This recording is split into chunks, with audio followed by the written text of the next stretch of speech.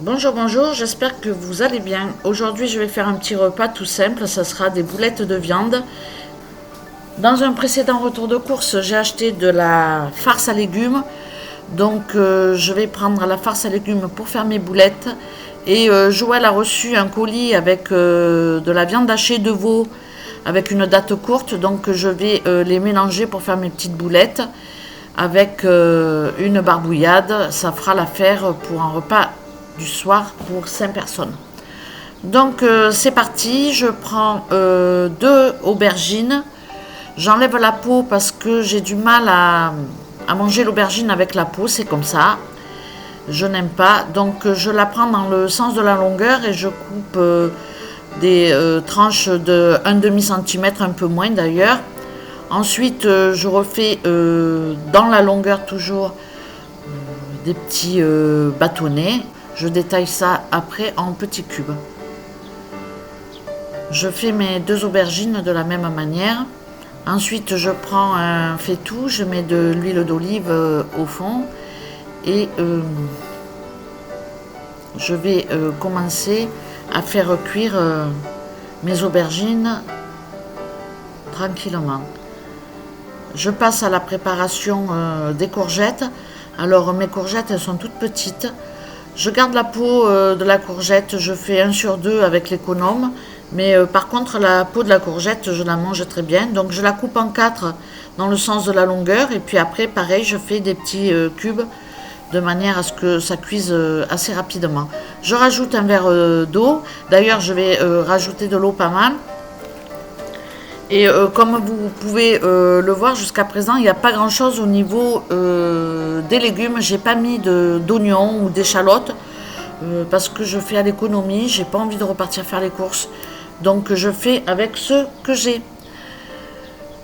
J'avais ouvert une boîte de concentré de tomates il y a un jour ou deux, je ne sais plus. Donc plutôt que de mettre mes tomates fraîches, je vais mettre du concentré de tomates pour donner un peu de couleur et de goût à ma sauce.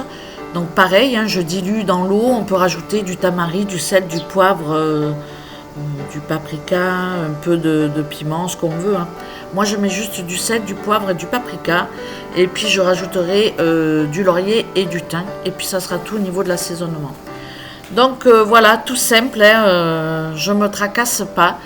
Je vais les couvrir, mettre un peu d'eau pour pas que ça accroche.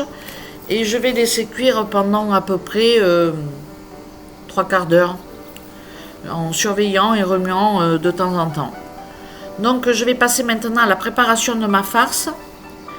Donc je commence par le hachis de veau. Je casse un œuf, je mets un peu de lait pour bien mélanger, pour que ce soit très facile à mélanger.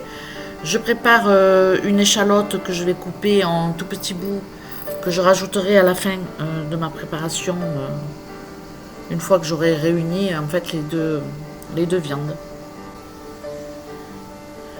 Donc je mélange bien ma viande et je rajoute l'échalote. Là on ne le voit pas à l'image mais j'avais rajouté un œuf, donc j'ai mis 2 œufs dans cette préparation.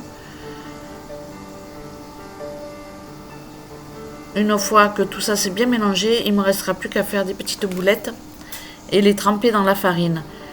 Alors là je les ai pré-cuites au four pendant 20 minutes à 200 degrés. Et puis après, je les ai fait revenir dans ma poêle pour que ça dore un peu, quoi.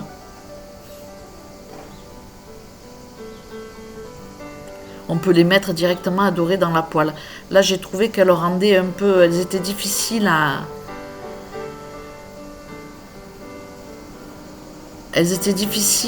Je voyais que c'était pas compact comme d'habitude. Donc du coup on voit ça me coulait un peu au doigt, je sais pas si c'est la viande de veau qui fait ça, mais du coup j'ai préféré les pré-cuire au four avant de les mettre comme ça dans ma poêle, mais au final c'était très bien, c'était bon. Donc une fois qu'elles sont revenues comme ça et qu'elles sont bien dorées, il me restera plus qu'à reprendre mon plat qui va au four et puis mettre ma barbouillade au fond de mon plat, puis déposer les boulettes de viande au-dessus. Ensuite, je remets au four. Le four, je le laisse à 180 degrés pendant 10 minutes, un quart d'heure.